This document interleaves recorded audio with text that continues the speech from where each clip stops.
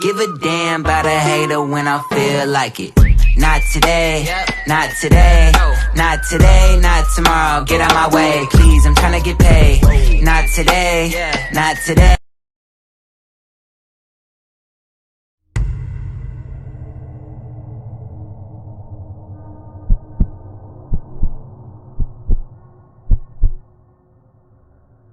I met a guy on Tinder and we really started to hit it off.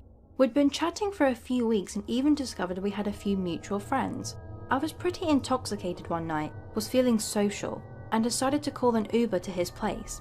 Once I got there, we talked outside for a while and ended up vibing even better in person. I opened up to him about my health problems, and he opened up to me about his older sister who had passed away 10 years ago from a similar condition to mine. I was curious about his sister, but I definitely didn't want to pry, so I didn't ask any further. We walked into his house and it smelled like 1,000 dead rats were rotting under the floorboard. I was still pretty drunk, so I tried to forgive it because, hey, sometimes animals die under a house or in the walls and there's nothing you can really do about it. I start to look around and the whole house looks like a cluttered storage unit. He takes me to his room, which is seemingly normal, kind of feminine, but that's cool, and we hook up. I ended up falling asleep there and woke up around 10 AM to the stench of death. I opened my eyes feeling very sober and started to look around the room. I noticed that only girls' clothes were hung in his closet and started to assume that I've possibly been cheated with.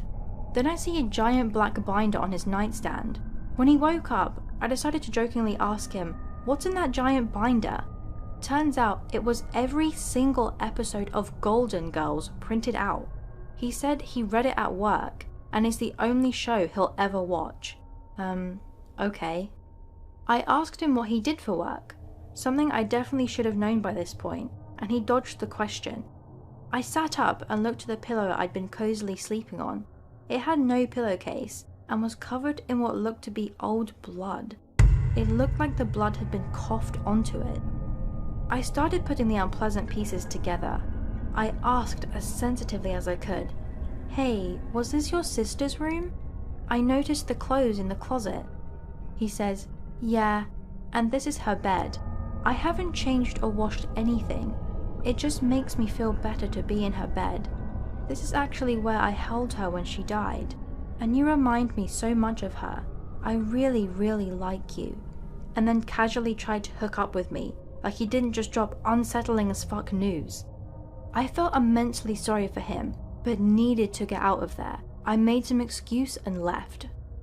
I decided to not entirely ghost him because of how bad I felt for him. He was clearly dealing with some really dark shit. We kept in contact for a few weeks until I went on my Find My Friends app and noticed that he had clearly taken my phone while I was asleep that night and shared my location with himself. I called him and went off. This was not my first rodeo with a stalker type, and I was not dealing with it. He told me he couldn't believe I thought he would do that, and how I'm being a really terrible person dumping him because his cat had recently died. I blocked him. After he said that about his cat, combined with his tendency to hold on to things, it really makes me wonder what that smell actually was.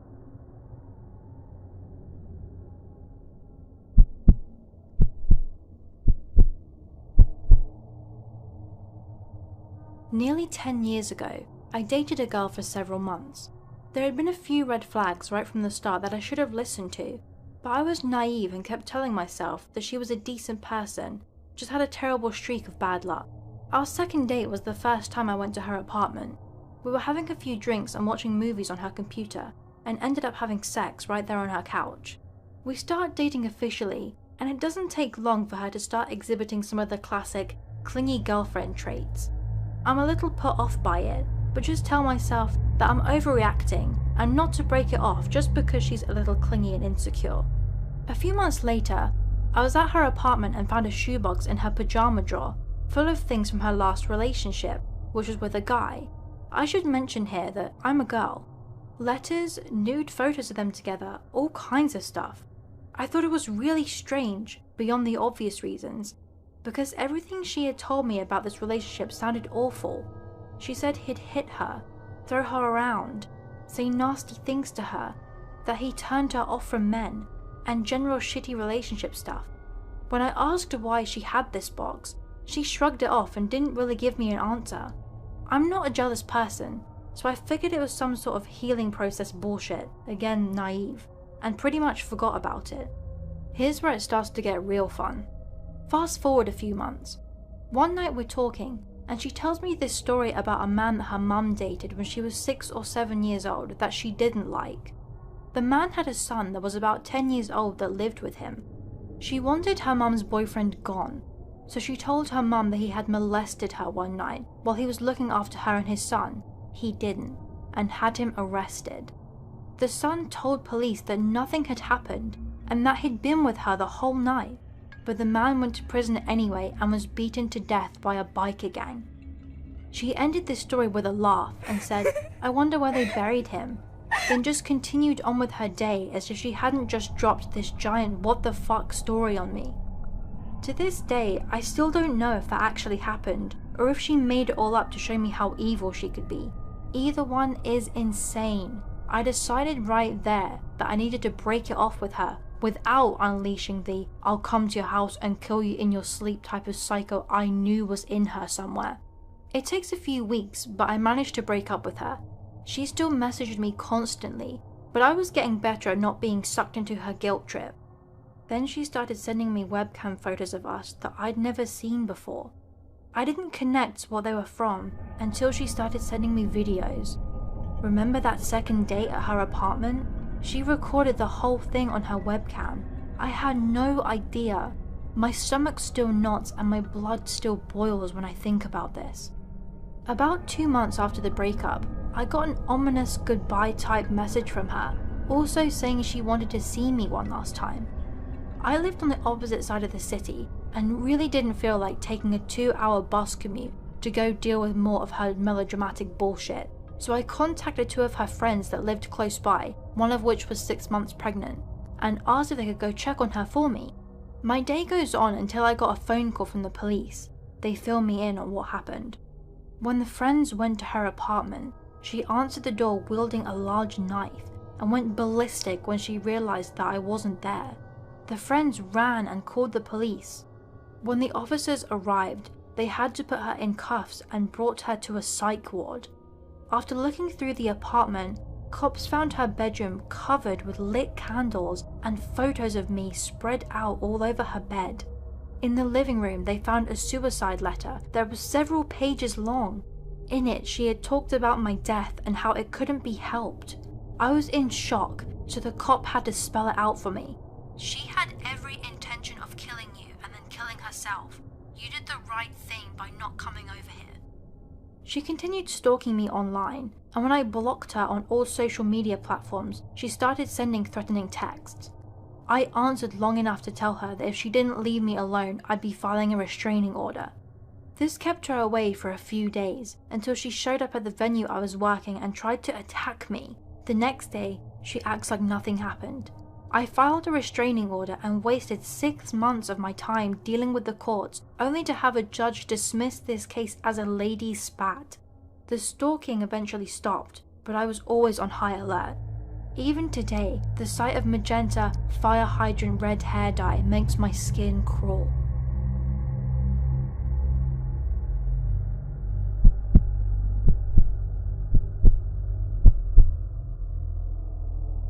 So I've been wanting to talk about this encounter for a while now.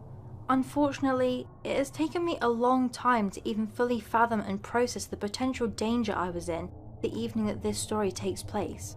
This occurred just shy of 1 year ago. For background, I'm a 22-year-old female who was attending university in a larger city 3 hours away from my hometown. Therefore, I was living alone at the time, with my closest relatives being hours away from me. I had just recently gotten out of a very abusive relationship, and honestly, I was extremely heartbroken and felt devastated. I had been living in my small 1-bedroom apartment with said boyfriend for the past 2 years. After the tumultuous end of our relationship, he moved out and I remained residing in the apartment. I'm only mentioning that detail because, in some ways, it plays into the reckless decisions I made on this evening. For further explanation, it was hard for me to go home to an empty apartment and amplified and worsened the heartbreak I was feeling at the time. Anyways, on to the story. My friends had decided to take me to a hockey game to get me out of the house and potentially get my mind off the breakup. It was Friday night and we had been consuming fair amounts of alcohol during the progression of the hockey game. In the arena we were attending, there was also a casino. Following the game, we decided to head there for a few more alcoholic beverages. It was a busy night and the line for the bar was lengthy. During the duration of the time I was patiently waiting for service, I had begun to speak to a group of 3 men and foolishly exchanged numbers with one member of their group. My friends and I decided to call it a night, following only one drink at the casino, due to the overwhelming amount of people crowding the area. We part ways, but instead of going to my home, I spontaneously and quite drunkenly decide to text the man I had previously exchanged contact information with. He responds, informing me that he and his friends had relocated to a nightclub in the area and invited me to join them to continue the night of drinking. I still regret almost every choice I made on this evening, but I booked an Uber to meet the group of men and headed their direction. The night from there on consisted of large volumes of alcohol and dancing. Now, as I mentioned earlier, my judgment was severely lacking due to both intoxication and the impulsiveness I was feeling, possibly in attempts to numb the pain of the breakup. I had never had a one-night stand before, and decided to go home with the man I had been chatting and dancing with all evening. We arrived at his residence via Uber booked by him, and it was uncannily cleanly. Think of hospital level clean, right down to the smell. Without even offering, he poured us each a glass of seemingly expensive red wine. I thought nothing of it at the time, being that he had poured it right in front of me, and I drank it eagerly. That is the last memory I have, prior to waking up in his bedroom due to the noise of the shower running. I was groggy and dazed when I woke up, but slowly I began recollecting where I was, who I was with. I began to panic when I realized the only article of clothing still left on my body was my bra. I frantically began to search for my cell phone, clothes and wallet.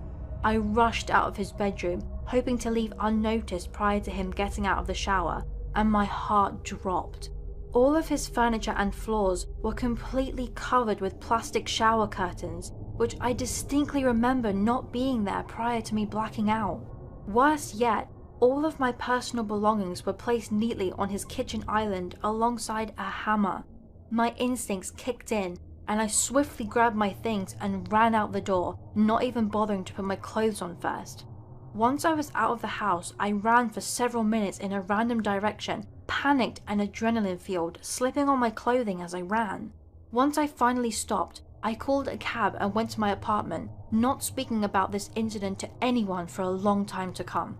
The detail that haunts me the most is that the only thing missing of my personal belongings was my ID. What were his intentions? Did he take my ID as some sort of trophy or memento of what he planned for me that evening? What was in that wine to sedate me that way? Looking back on it, I realized I should have contacted the authorities immediately.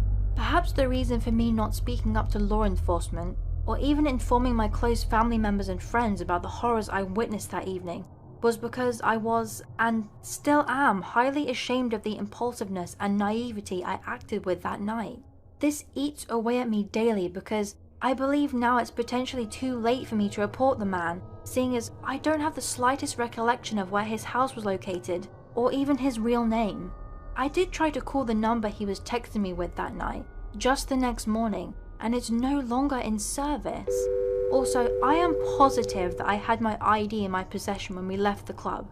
It weighs on my conscience to be in constant fear that he has hurt other females prior to and since my encounter. I was not in the right state of mind for not attempting to contact the authorities sooner. Would you run? Would you fight? Or would you be frozen in place, devoured by fear? Imagine yourself in these specific scenarios. How will your instincts make you act? Write your answer in the comment section below. Were you captivated by these stories? Consider subscribing and turning on the notification bell if your curiosity craves to hear more true, chilling reports recovered from the dark road. If you have a personal true story you'd like to share, please send it to the email address in the description.